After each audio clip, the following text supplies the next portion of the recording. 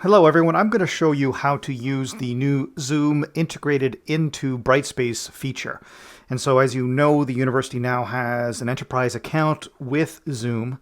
This enables us to use Zoom as professors for instructional purposes in a manner that is integrated into Brightspace.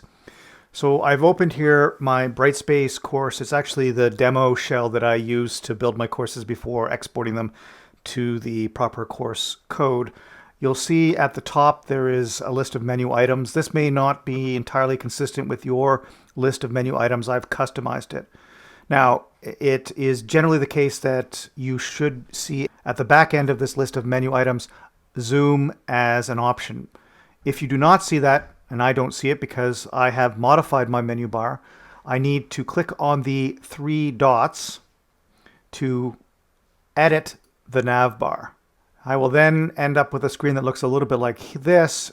I will select Add Links, and then I will go to the bottom of this list, and I will select Zoom to add it. And in fact, I could move it to a different position in my nav bar if I wished. I'm just going to leave it at the back of my nav bar. Save and close.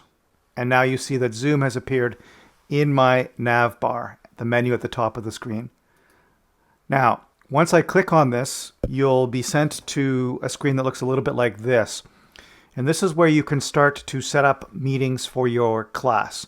You'll see that I've got one scheduled meeting. In fact, it's a test run with a co-instructor in one of my courses. But let's say I wanted to schedule a course. I would use this button at the top, schedule a new meeting, and I might wish to schedule each class individually. So class number 1, and I can enter a description, etc. I can enter the date and time. I can enter the duration. Now, it may well be that you've got a schedule that's recurring, as we usually do with classes at a fixed point every week. You can set up a recurring meeting, and you put in how often it recurs, when it ends, etc. My preference has actually been to schedule each individual synchronous session separately, in part because it creates a new meeting number for every class session.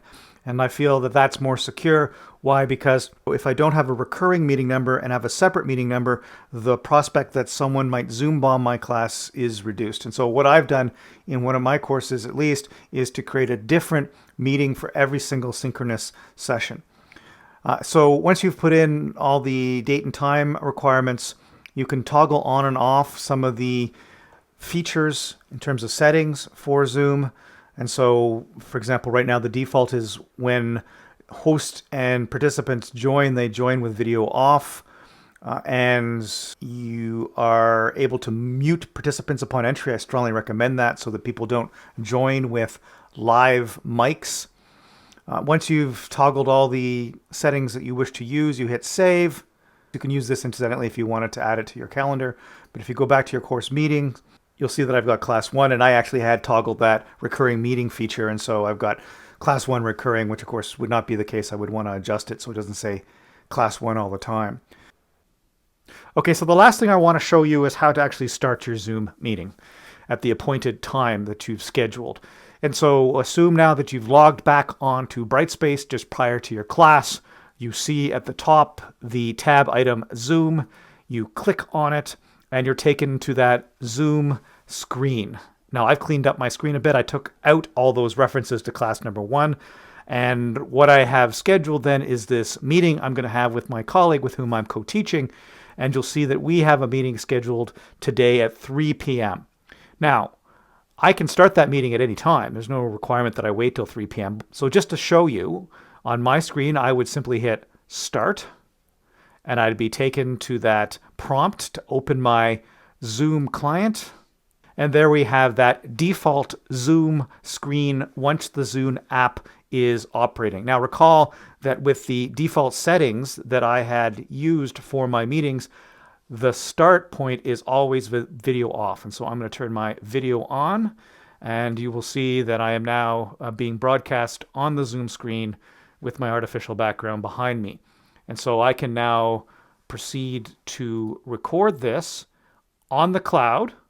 And I want to emphasize that if you wish to record a session and have it automatically shuttled over to your Brightspace page, you must record to the cloud. And so I'm going to record to the cloud.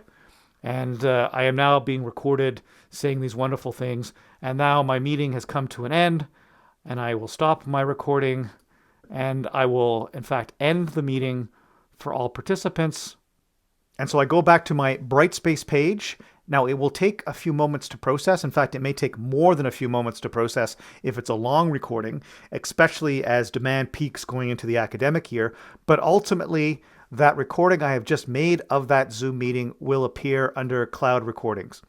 And so I'm going to step away from the screen and I will continue this recording once that recording appears in this menu item. In the end, it took about 2 or 3 minutes, but you'll see now that the test run, so-called test run meeting, is now in my recordings menu item. Now, to be clear, I had to refresh this. So I went to upcoming meetings and then I would check back in Cloud Recording. So I had to refresh this web page. In fact, sometimes I will go into this item at the top here, all my Zoom meetings and recordings, and I will go into the full archive of my recordings and double check whether it's there or not. But bottom line is, ultimately, the recording you have made for a meeting should appear in Cloud Recordings in your Zoom menu bar in your Brightspace. And then, of course, you can go to the files and you can play directly from the Brightspace page linked into the Zoom. Record to the cloud, and I am now being recorded saying these wonderful things. But let's look at what it looks like from the student perspective. And so I'm going to log out from my faculty account and I shall log in as a student. Okay, so I've now logged on as a student. And so this is the screen I see. I go to my Zoom tab, and to join an existing scheduled meeting, you see that the student simply has an option to join. Unlike at the professor screen, they obviously can't delete that meeting. And so they would simply, if they wish to join your class, log on to Brightspace and hit join, and off they go to the races. In terms of prior recordings, so again, they have a Cloud Recordings tab. They click on there. And in fact, I've made 2 recordings at this point using that meeting, that simulated meeting with my colleague Leah. But the one that I just showed you is this one here. And they see the same screen as I just demonstrated. I hope that's helpful. If you have any questions, please do not hesitate to contact our tech fellows.